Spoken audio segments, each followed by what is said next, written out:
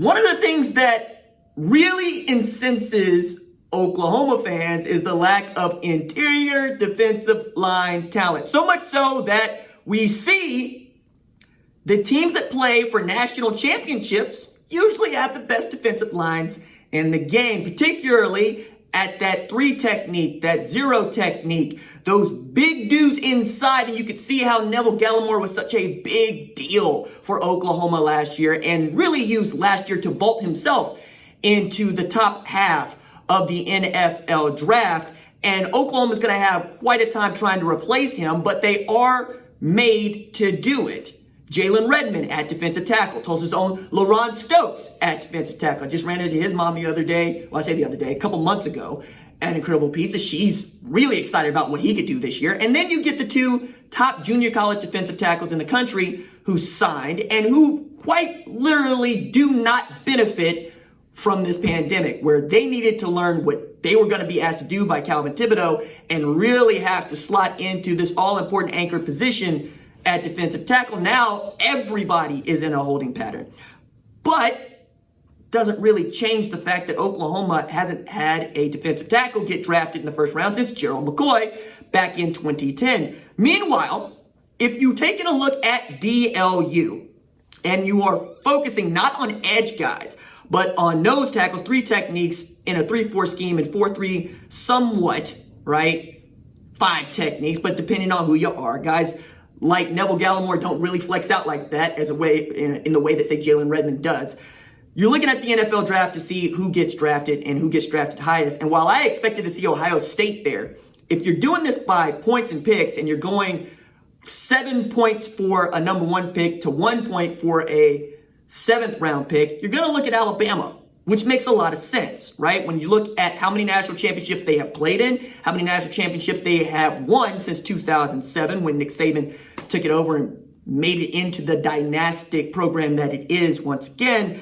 You see Quinnen Williams, you see Daron Payne, you see Jaron Reed, you see Jonathan Allen, you see Deshaun Hand, and on it goes. But again, no Ohio State, and for that matter, no Oklahoma or Texas or Baylor. It gets to Clemson, for which I still find it fascinating that the new money here has been ridiculous at getting its guys drafted all over the board. 21 points for them with 4 draft picks, including 4 last year. Remember, Christian Wilkins, Dexter Lawrence, Austin Bryant. We also could throw in there DJ Reader from a couple years ago, Carlos Watkins, and the like. NC State's on this list. Again, Oklahoma, not here. Ohio State haven't even said their name yet. They've had 17 points with 4 draft picks because Ryan Nielsen, their defensive line coach, has been so good at this. And then finally you get to Ohio State, and you're talking about 16 points for 4 draft picks, right? Draymond Jones, Jashawn Cornell, and the like, along with Adolphus Washington. You keep going, you get to Florida. Then you get to, well, not Oklahoma, which is kind of my point here. I think fans actually have this one right. When you're looking at the way that Oklahoma recruits and you're looking at the way that you have to play the defense to win national championships, you're always going to look and say, where are the 4 and 5 star blue chippers? To which the other answer to that is there aren't that many of them. If you're looking at the top 247, which comes out once again today with an update to the rankings that post at noon, you'll find there just aren't that many high-quality defensive tackles because I ask you, find me a 17-year-old who's 290 pounds, who runs a 4.7 40 and can still move.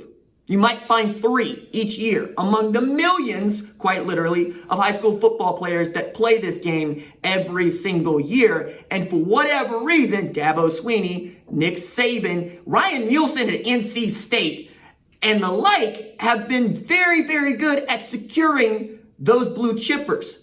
And that's one of the reasons we're always poking at Calvin Thibodeau and poking at Alex Grinch and going, cool, you guys can get the skill players. Those guys seem to be in abundance. Cool, you can get the absolute athletic tweeners. Those guys seem to be in abundance. But when it comes to finding the next Neville Gallimore to anchor your defense, you haven't always come up with the goods. And let's not get it twisted. When Oklahoma has had a dominant defensive tackle, defensive nose technique, they've been good.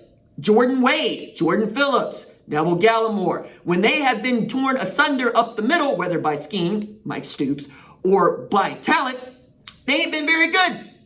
And I submit to you, maybe Oklahoma should consider recruiting defensive tackles the way it recruits quarterbacks. But then you can recruit quarterbacks the way that you recruit quarterbacks because you were able to turn Baker Mayfield into a Heisman winner. Kyler Murray turned the 1 year into Heisman season. And then Jalen Hurts managed to increase his stock with a 3,800-yard passing and 1,200-yard rushing, nearly 1,300-yard rushing season into a second-round draft pick when I didn't really think that he merited that. But that is the pedigree. What's it going to take for the Big 12 to get that kind of pedigree? Is it going to take Dave Aranda doing what he's doing at Baylor? Because I don't know if you've been paying attention, but they picked up 3 commits in the past 4 days, and they've been getting pretty good on that defensive line. Hiring Larry Fedora to help run your offense is not a bad move. Meanwhile, Texas has had a first-round draft pick at defensive tackle in the past 5 years. Again, Oklahoma has not. You go to Malcolm Brown at 2015, that's where you'll find Texas, right? You're looking around at the rest of the Big 12. You're not going to get a whole hell of a lot of help. It's the other reason why I keep dunking on this podunk conference, because people are right when they talk about defense in this league.